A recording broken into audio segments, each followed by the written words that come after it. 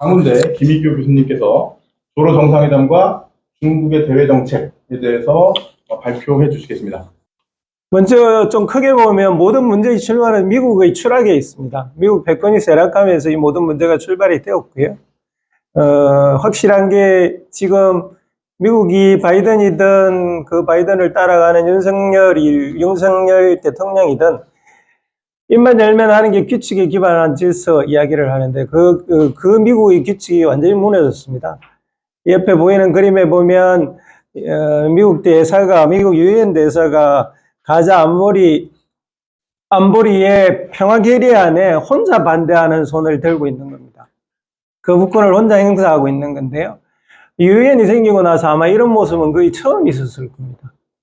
미국이 그만큼 쇠락해져 가고 있다는 하나의 상징적인 사진인데요. 일단 안보리가 무력화되었고요. 경제적으로는 WTO 체제 자체가 작동하지 않고 있습니다. 다 미국이 만든 거죠. 또 하나는 미국이 사실상 모든 전비를 대고 있는 이스라엘조차도 미국의 말을 안 듣는 일이 벌어지고 있고요. 미국 민주주의에 대한 신뢰가 전지구적으로 떨어져 있는 것도 문제고요. 더 심각한 것은 옛날에는 미국 말을 잘 들으면 뭔가 선물을 줬는데 이제 못 줍니다. 자기 돈이 없어서 벌어지는 일이기 때문에 선물도 줄 수도 없고요. 이런 미국이 이 쇠락하는 힘을 스스로 인정을 하고 인식을 하고 있으면 이런 일이 안 벌어졌을 텐데 인정도 하지 않고 인식도 못했습니다. 그래서 지금의 시대를 어떻게 정의하느냐가 달려 있는데 우리 정부를 포함해서 일본, 필리핀 이런 국가들은 신냉전 시대다 이렇게 자꾸 정의하려고 하는 것 같아요. 그렇지만 많은 국가에서는 다자주의 시대로 가고 있다 이렇게도 정의하는 것 같아요. 그런데 저는 어쨌든 그 둘 어느 것도 아닌 지금 상당히 어디로 갈지를 모르는 무질서 시대다. 저는 기본적으로 이렇게 정의를 하고 있습니다. 그 이유는 다음에 보시면 좀 더 분명해지는데 미국이 중심이 되어서 신냉전 질서를 만들어 가려고 하는데 편성하는 국가는 한국, 필리핀, 일본 정도. 필리핀도 얼마 전까지는 두테르테 때는 미국 말을 전혀 듣지 않았습니다. 한국도 마찬가지였고요. 문재인 정부 때는 안 들었고요. 그런 걸 보면은 영국도 지금은 미국 말을 듣고 있다라고 보기엔 상당히 쉽지 않은 상황이고요. 반면에 국익 중심의 실능 노선을 걷는 국가들, 그 다음에 중국과 함께 신경제 안보 질서를 구축하는 길을 가고 있는 국가들, 심지어는 프랑스 등은 EU를 독자 세력화하려고 하는 국가들 전반적으로 보면 이미 미국의 질서 너머의 새로운 질서를 모색하는 시기가 적극적으로 벌어지고 있습니다. 저는 여러 가지 측면에서 이번 러북 조약을 재밌게 봤는데요. 저는 우선은 이 무질서 시대 때 새로운 질서를 북한이 제일 먼저 치고 나갔다고 보고 있습니다. 북한이 지금 하고 있는 행위를 정확히 요약을 하면 적대적 이국가 체제를 건설하겠다라는 것이 가장 명확한 요약이라고 저는 생각합니다. 거기서 적대적은 저는 전술적이라고 보고요. 전략적으로는 이국가 체제를 지향하는 것이 분명하다라고 보여집니다. 이번 조약에서도 분명히 이전 구소련과 맺었던 조약에 있었던 통일이라는 단어가 빠졌습니다.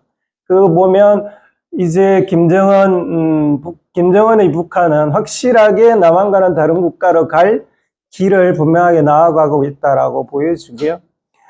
이렇게 한 데에는 여러 가지 이유가 있겠지만 한국과 앞으로 통일을 바탕으로 한 새로운 대화, 협력 혹은 통일을 진행할 가능성에 대한 희망이 사라진 데 가장 기본이 있다라고 보여집니다.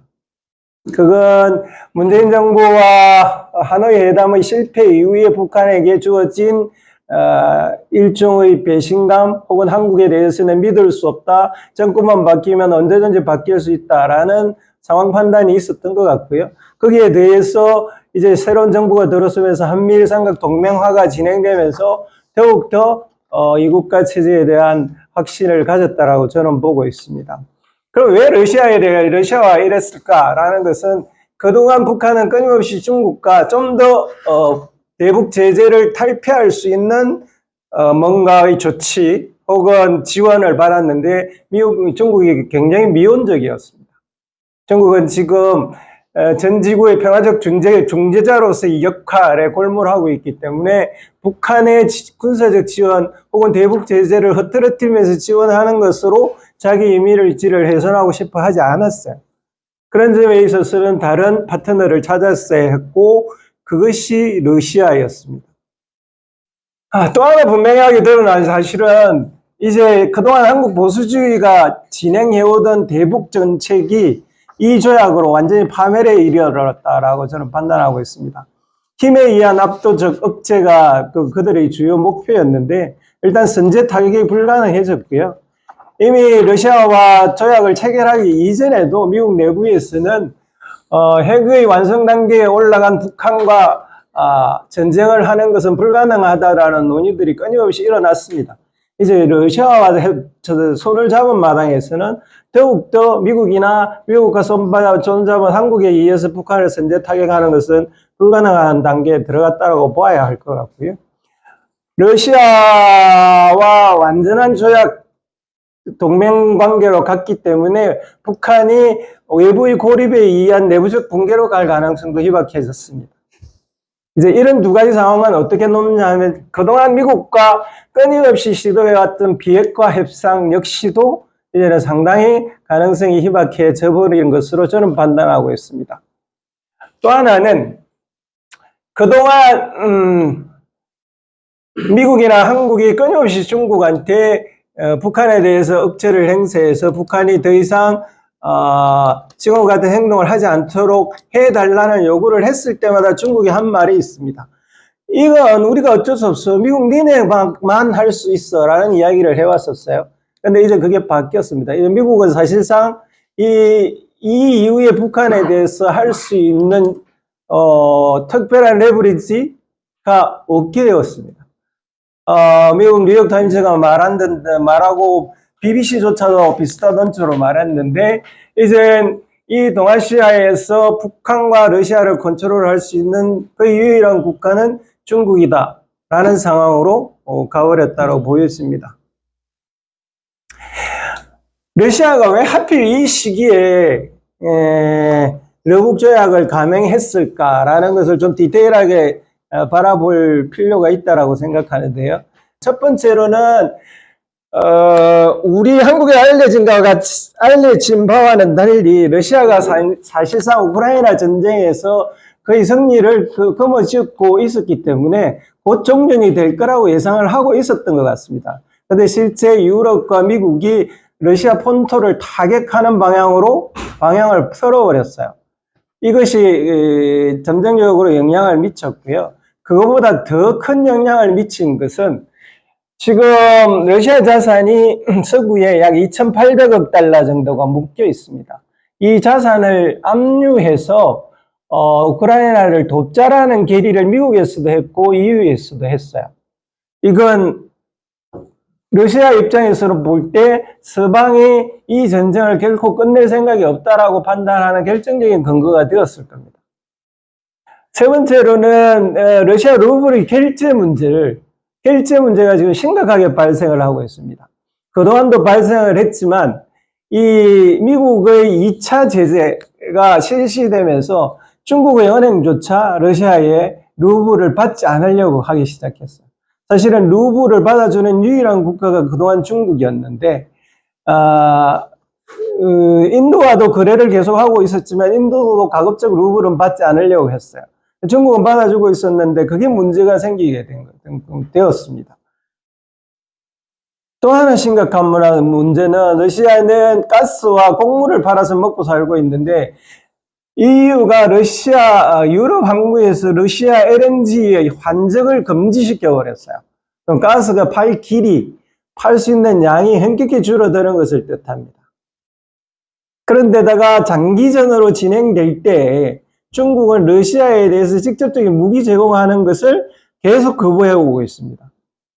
결국은 그 말은 장기전에 들어가면은 무기를 제공받거나 그들과 싸울 줄 국가를 찾아야 되는데 그 대상은 북한일 수밖에 없었던 거라고 보였습니다. 또 하나는 러시아와 그동안 중국과의 관계를 보면 지금은 완전히 러시아가 중국의 하부 체제에 편입되는 꼴이 되고 있습니다. 중국이 거의 러시아의 모든 목줄을 잡고 있어요. 왜냐하면 에너지를 중국이 사주고 있고 루블을 중국이 바꿔주고 있고 곡물을 중국이 사주고 있고 러시아 시장의 모든 상품들을 중국이 대주고 있어요. 그러니까 러시아로서는 이 완전히 중국 의존적인 이 시스템에서 탈피해야 될 새로운 길을 뚫어야 합니다. 그래서 푸틴이 한 것이 북한을 갖고 베트남을 갔어요. 한국에는 별로 알려지지 않았는데 인도에 가서 인도 군사협정을 체결을 했습니다. 이와 같은 일을 한 이유는 두 가지죠. 하나는 중국에 지나치게 편입되는 것을 방지하기 위한 활로를 찾기 위한 것이고, 다른 하나는 중국을 통하지 않는 그들만의 교통망을 찾으려고 하는 것이었습니다. 마지막으로 하나는 미국에 대한 적대감, 그리고 미국의 2차 전후체제를 이끌어온 미국 중심의 체제에 대한 불만, 이와 같은 요인들이 누적되면서 최근에 푸틴이 미국의 적에게 무기를 공급하겠다라는 소리까지 하게 되는 단계에 온 것이 결국은 북한을 파트너로 삼게 되는 결정적인 계기가 되었다고 보겠습니다.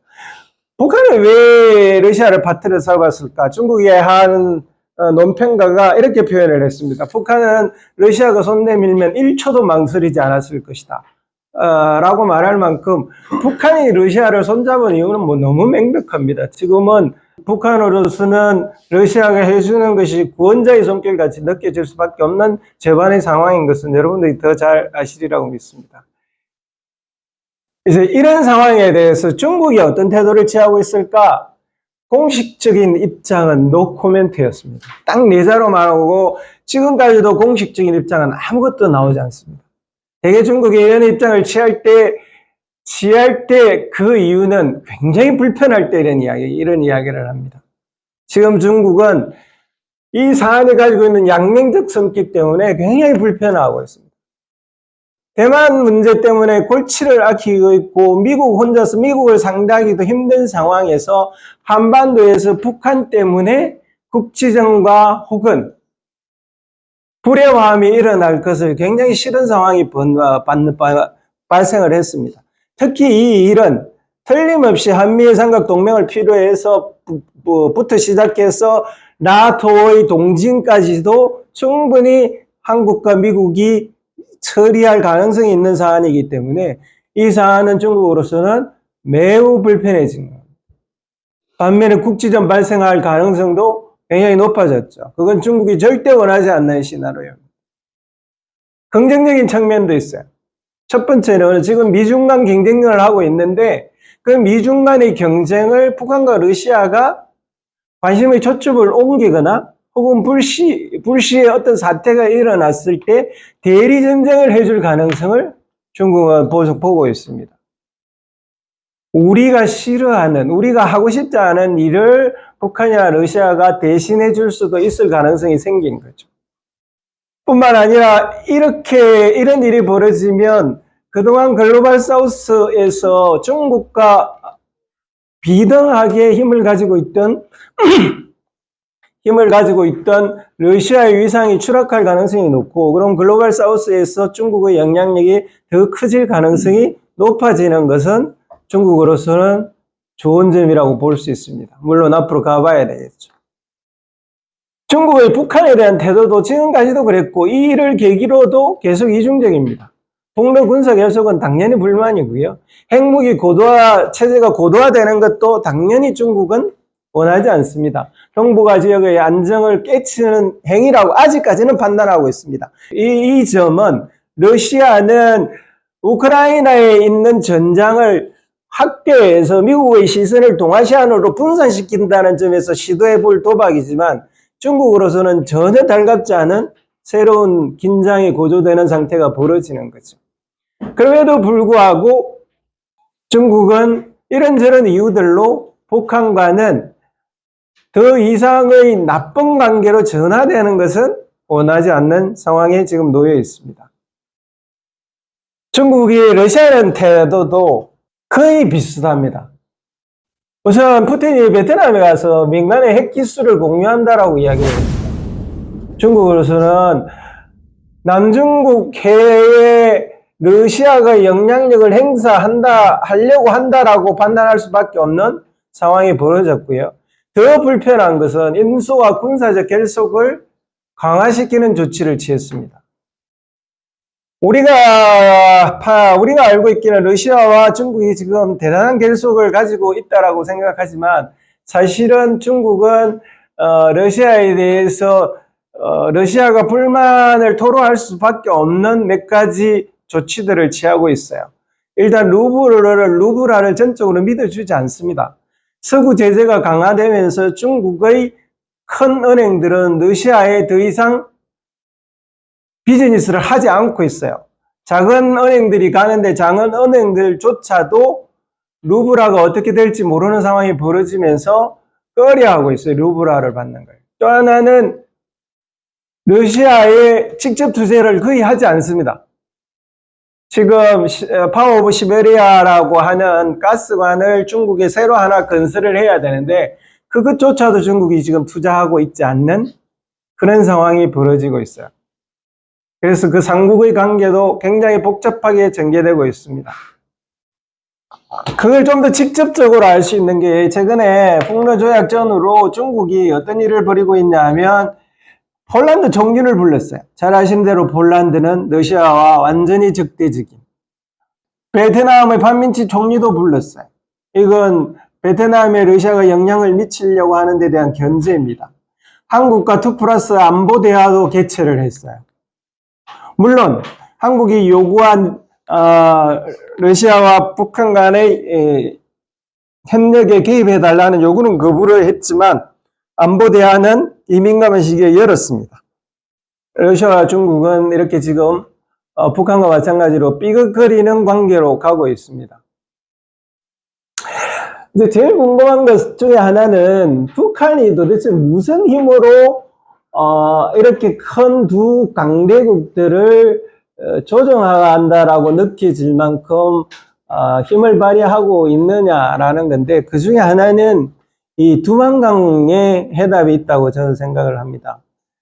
두만강 지역에 지금 러시아의 블라디보스톡과 중국의 훈춘 그리고 북한의 라슨 세 개의 지구가 이렇게 두만강을 사이에 두고 이렇게 있는데 첫 번째 중국의 영토가 딱 가다가 바다 앞에서 16km 정도에서 바다를 면접을 접하지 못합니다.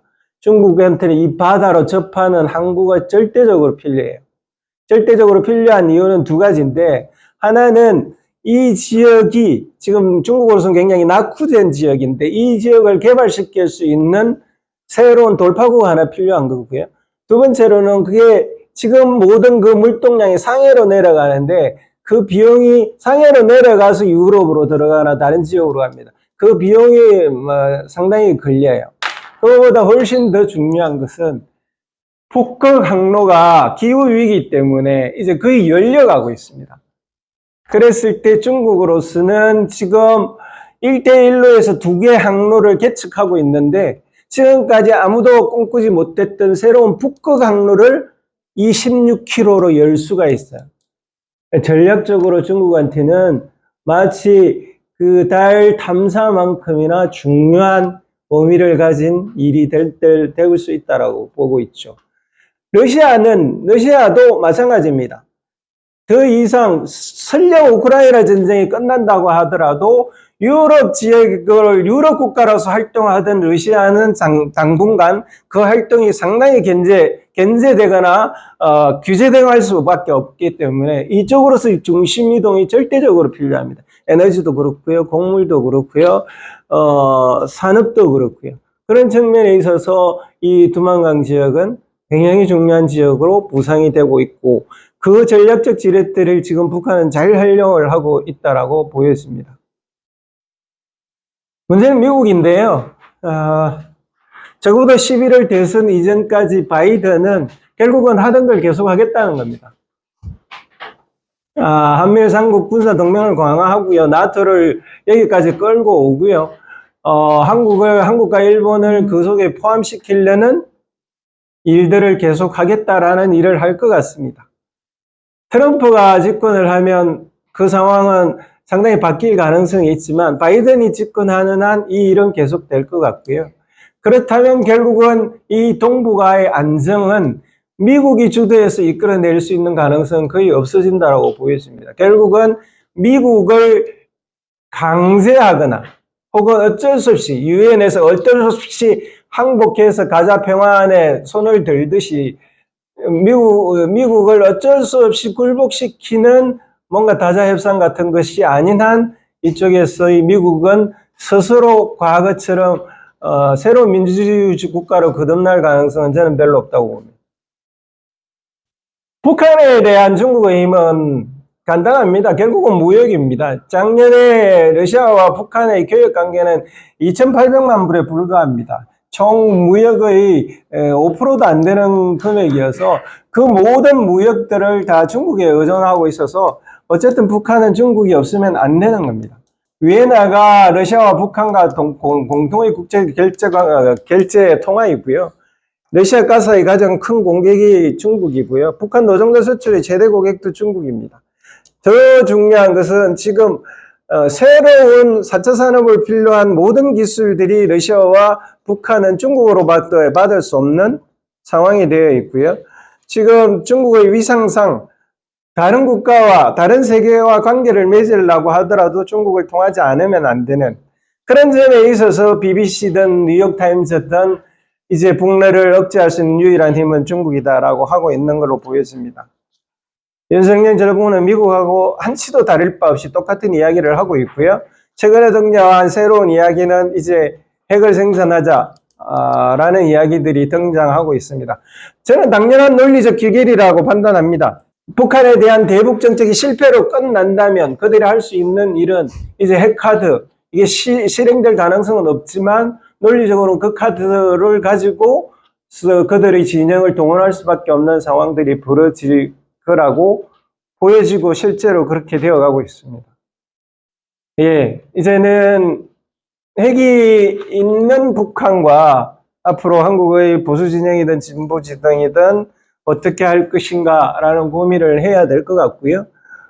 또 하나는 이제 지금까지는 그 문제를 해결하는 데 있어서 미국이 중심이었다면 이제 미국이 할 수 있는 일은 거의 사라진 것 같고 중국과 뭔가를 도모를 해야 되는데 그럼 중국과 우리는 어떤 방식으로 도모를 어떻게 할 것인지에 대한 것은 우리 진보 진영의 새로운 고민으로 좀 더 심각하게 진지하게 그리고 좀 철두철미하게 고민하기 시작해야 되지 않을까 그렇게 생각합니다. 사실은 지금까지 우리가 중국을 어떻게 활용할 것인가라는 문제에 대해서 진지한 고민들이 진영에 상관없이 부족했다라고 생각이 듭니다. 그 고민을 이젠 해야 대북 정책 그리고 폭로 조약에 대한 해법 그리고 그 이후에 지금 이 신질서가 새롭게 생겨지는 이후의 질서를 우리가 어떤 질서를 펼쳐나갈 것인가를